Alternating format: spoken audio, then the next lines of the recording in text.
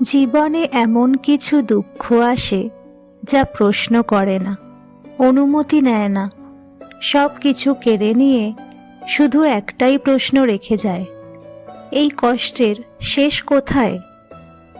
একজন মা, যার পৃথিবী ছিল তার ছোট্ট সন্তান, একদিন সেই পৃথিবীটাই নিঃশব্দে থেমে গেল।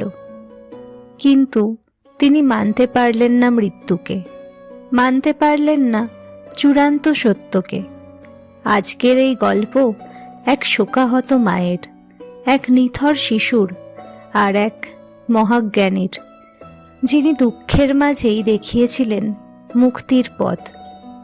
চলুন শুনি গৌতম বুদ্ধ ও কিসা গৌতমীর সেই অমর কাহিনী, যা আমাদের শেখায় দুঃখ থেকে নয়, উপলব্ধি থেকেই জন্ম নেয় শান্তি। হাজার হাজার বছর আগে শ্রাবস্তিনগরে বাস করতেন এক দরিদ্র কিন্তু সৎ নারী, কিসা গৌতমী।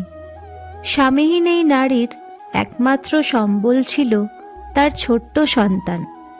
শিশুটিই ছিল তার জীবনের আলো, আশা আর বেঁচে থাকার কারণ। হঠাৎ একদিন সেই শিশুটি গুরুতর অসুস্থ হয়ে পড়ল। কিসা গৌতমী সাধ্যমতো সব চেষ্টা করলেন, কিন্তু ভাগ্যের নির্মম পরিহাসে শিশুটি মারা গেল। কিন্তু মাতৃহৃদয় কি সহজে সত্য মেনে নিতে পারে? কিসা গৌতমী বিশ্বাসই করতে পারলেন না যে তার সন্তান মারা গেছে।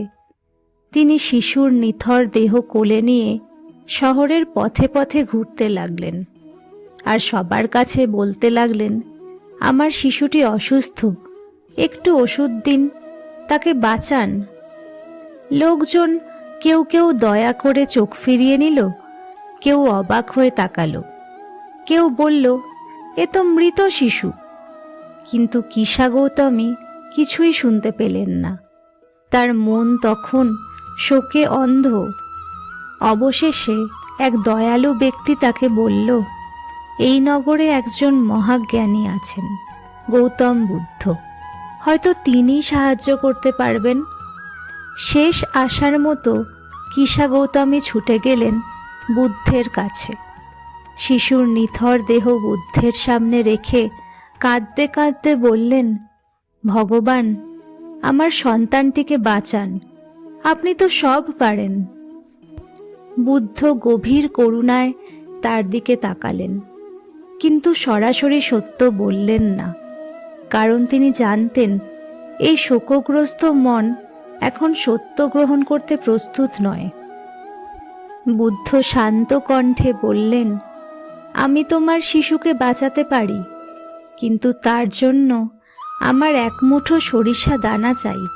তবে শর্ত হলো, সেই দানা এমন ঘর থেকে আনতে হবে যে ঘরে কখনো কারো মৃত্যু ঘটেনি। কিসা গৌতমীর চোখে আবার আশার আলো জ্বলে উঠল। তিনি শিশুকে কোলে নিয়েই শহরের পথে বেরিয়ে পড়লেন। তিনি প্রথম বাড়ির দরজায় কড়া নাড়লেন। এই ঘরে কেউ কি কখনো মারা যায়নি? লোকেরা বলল, আমাদের বাবা মারা গেছেন। পরের বাড়ি, আমাদের মা মারা গেছেন। আর এক বাড়ি, আমরা সন্তান হারিয়েছি। এক বাড়ি, দুই বাড়ি, 10 বাড়ি, কিন্তু এমন একটি বাড়িও পাওয়া গেল না যেখানে মৃত্যু আসেনি। সূর্য ডুবে যাচ্ছিল। কিসা গৌতমী ধীরে ধীরে বুঝতে শুরু করলেন, দুঃখ শুধু তার একার নয়, মৃত্যু সকলের জীবনের অবিচ্ছেদ্য সত্য। তার চোখ দিয়ে অশ্রু ঝরছিল, কিন্তু সেই অশ্রু আর অন্ধ শোকের নয়, ছিল উপলব্ধির। তিনি শিশুর নিথর দেহ শ্মশানে নিয়ে গেলেন, কাঁপা হাতে শেষ বিদায় জানালেন। এরপর তিনি ফিরে এলেন বুদ্ধের কাছে। এবার তার চোখে আর হাহাকার নেই, ছিল শান্ত গ্রহণযোগ্যতা।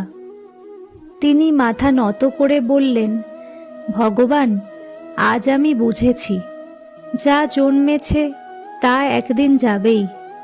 আমার দুঃখ একার নয়, সমগ্র মানবজাতির। বুদ্ধ বললেন, যে জন্মেছে তার মৃত্যু অবশ্যম্ভাবী, কিন্তু সত্যকে উপলব্ধি করলেই দুঃখের শৃঙ্খল ভেঙে যায়। এরপর কিসা গৌতমী বুদ্ধের শিষ্যা হলেন। ধ্যান, সংযম ও প্রজ্ঞার পথে চলতে চলতে একসময় তিনি নিজেও অরহত লাভ করলেন। এক শোকস্তব্ধ মা হয়ে উঠলেন আলোকপ্রাপ্ত নারী।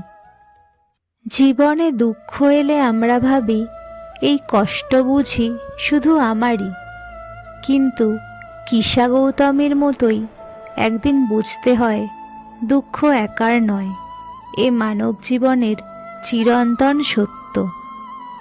গৌতম বুদ্ধ আমাদের শিখিয়েছেন, যা জন্মেছে তা একদিন যাবেই, কিন্তু গ্রহণ করতে শিখলে দুঃখই হয়ে ওঠে জ্ঞানের দরজা।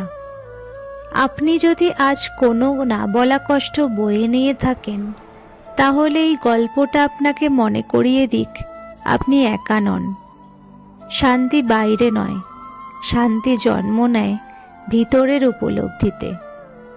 বুদ্ধং শরণং গচ্ছামি। নমস্কার।